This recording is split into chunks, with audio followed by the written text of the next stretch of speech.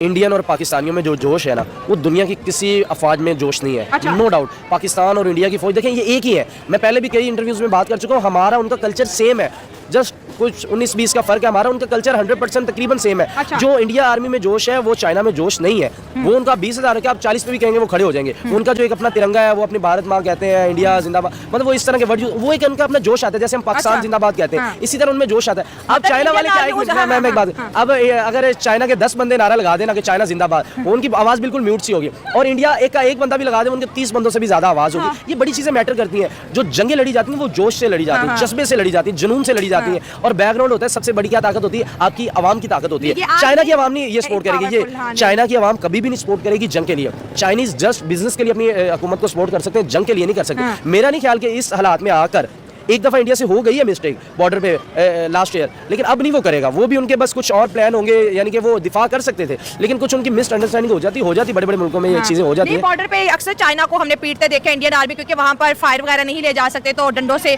और जो आपने जज्बे की बात की कि इंडियन आर्मी एक दफा कहेंगे भारत माता की जय तो वो बहुत लाउड होगा, जज्बा होगा, लेकिन चाइना 30 लोग भी चाइना जिंदाबाद कहेंगे तो ये जज्बे का डेफिनेटली फर्क आता है। ये देखें, मैं कहता हूँ पाकिस्तान और इंडिया अगर एक हो जाए ना, तो दुनिया की कोई ताकत भी इनसे लड़ने को तैयार नहीं होगी। अगर ये एक हो जाए, रीजन क्या आता है, हमारे जो अब कारोबार आ चुके हैं, जो हमारे बिजनेस आ चुके हैं, उनमें इंटरेस्ट इतना बढ़ गया है ना हमारा, अब हम एक दूसरे की सोच नहीं रहे। मैं पहले भी एक दफा कह चुका हूँ कि हम इंडिया और पाकिस्तान आपस में बिजनेस कर लेना, हमें चाइना की जरूरत नहीं पड़ेगी। देखिए चाइना से क्यों इतनी ज्यादा हेल्प नहीं इंडिया लेता, क्योंकि उनको पता है कि ये हमें हेल्प करेंगे, उसके बदले में अगर हमें 1 अरब दे रहे हैं तो हमसे 3 अरब वापस लेंगे। उनको इस चीज का बड़ा अच्छा आइडिया है। वो इस वजह से रशिया से, ईरान से अपने ताल्लुक बड़े अच्छे रखते हैं। चाइना का ये मेन है कि वो उनको चाह रहे हैं कि हम इस तरह के बिजनेस करें, इस तरह की कंपनीज लगाएं कि हमारी ये नीचे आ जाए। और इंडिया इस तरह नहीं चाहेगा, क्योंकि जस्ट एक पॉइंट का फर्क है।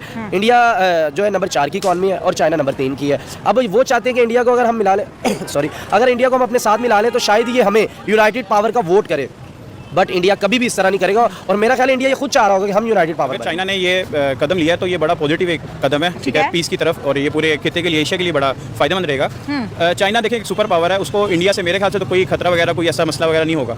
उसने ये अगर स्टेप लिया है तो उसने बिल्कुल इसको हम पॉजिटिवली देखें कि उसने पीस के लिए ये चीज़ें सारी कर रहा है, ठीक है। अच्छा। वरना जितनी सुपर पावर है, अब अमेरिका के बाद चाइना ही सुपर पावर है। तो आज वो इंडिया से पीस क्यों चाहता है? इतने सालों से, 20 सालों से तो लड़ रहा है, कुछ ना कुछ तो चाइना बड़ी समझदार कौम है, ऐसे तो नहीं बस करती। बिल्कुल यही आपके सवाल में इसका जवाब है कि चाइना इतनी समझदार कौम है, उसे पता है कि